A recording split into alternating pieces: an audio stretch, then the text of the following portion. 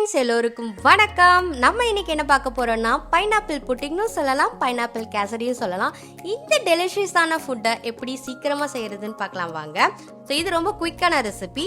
First நம்ம பைனாப்பிளை குட்டி குட்டியாக நறுக்கி அதோட புளிப்பு தன்மை போகிறதுக்காக சர்க்கரை, நெய், உப்பு போட்டு நல்லா வறுத்தெடுக்க போகிறோம். அதுக்கு பேன்ஸ் நல்லா சூடானதுக்கு அப்புறம் 1 ஸ்பூன் அளவுக்கு நெய்யை விட்டுக்கோங்க. நெய் நல்லா மெல்ட் ஆயிட்டு வரட்டும். நெய் நல்லா மெல்ட் ஆயிருச்சு. இப்போ 1 கப் அளவுக்கு பைனாப்பிளை நல்லா குட்டி குட்டியாக நறுக்கி வச்சுருக்கேன். அதை ஆட் பண்ணி நல்லா வறுத்தெடுத்துக்க போகிறேன். இப்போ நம்ம சர்க்கரையை ஆட் பண்ணிடலாம். 2.5 ஸ்பூன் சர்க்கரை நான் ஆட் பண்ணியிருக்கேன். அப்போ தான் சுகர் நல்லா அதுக்குள்ளே நல்லா அப்சர்வ் ஆகும்.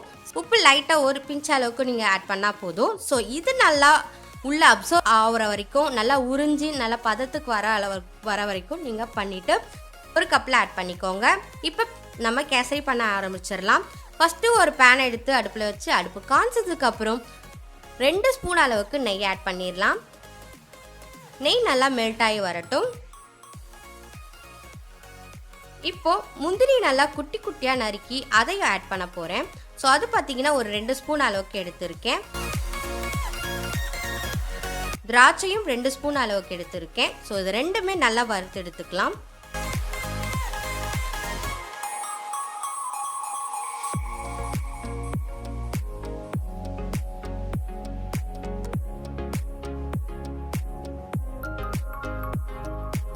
முந்திரியும் திராட்சையும் நல்லா கோல்டன் கலரில் நல்லா வறுத்தெடுத்தாச்சு. நல்லா திராட்சையும் நல்லா பால் மாதிரி உருண்டையாக நல்லா பொங்கி வந்தாச்சு. ஸோ இந்த நிலைமைக்கு வந்ததுக்கப்புறம் நம்ம தண்ணி ஆட் பண்ணோம். 1 கப் ரவைக்கு 2.5 கப் தண்ணி, இதுதான் பதம். ஸோ 2.5 கப் தண்ணி நான் ஆட் பண்ணியிருக்கேன்.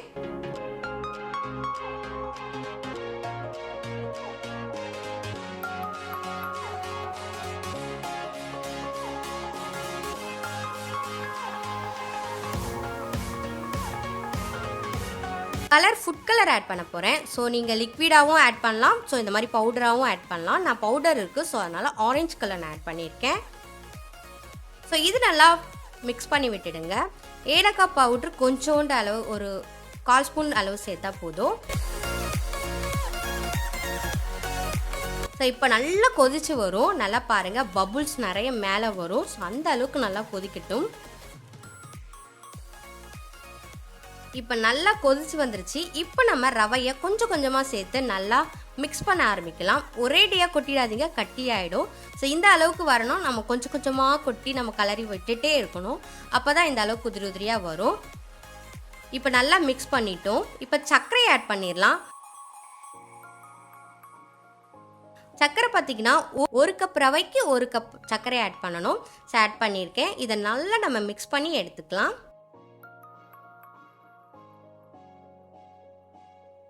சர்க்கரை மெல்ட் ஆகும். அப்போ என்ன ஆகும்னா நல்லா தண்ணி மாதிரி நம்மளுக்கு வரும். அதை வத்துற அளவுக்கு நம்ம நல்லா கிளறி விட்டுட்டே இருக்கணும்.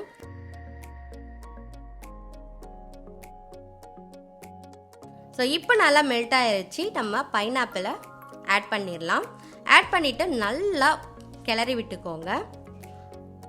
ஆல்மோஸ்ட் நம்மளோட pineapple pudding, pineapple kesari ready. இப்போ நம்ம ஃபைனலாக நெய்யை நல்லா விட்டு நல்லா கிளறி எடுத்துப்போம். ஸோ நெய் பார்த்தீங்கன்னா உங்களுக்கு தேவையான அளவுக்கு நான் 2 ஸ்பூன் அளவுக்கு நல்லா லாஸ்ட்டில் போட்டு நான் நல்லா கிளறி மிக்ஸ் பண்ணி எடுத்திருக்கேன். ஸோ நம்மளோட பைனாப்பிள் புட்டிங் நல்லா மிக்ஸ் பண்ணி கம நெய் வாசத்தோட சூப்பராக ரெடி ஆயிடுச்சு பாருங்கள். ஸோ இப்போ லாஸ்ட்டாகவும் உருக்குன நெய்யை லைட்டாக மேலே போட்டு செம்ம டேஸ்ட்டாக இருந்ததுங்க. கண்டிப்பாக அதை ட்ரை பண்ணி பாருங்கள், செம்மையாக இருக்கும். சரி, மறக்காமல் சப்ஸ்கிரைப் பண்ணுங்கள், ஷேர் பண்ணுங்கள், உங்களோட ஃப்ரெண்ட்ஸ் கூட கண்டிப்பாக ஷேர் பண்ணுங்கள். தேங்க்யூ ஃப்ரெண்ட்ஸ், தேங்க்யூ, பாய்.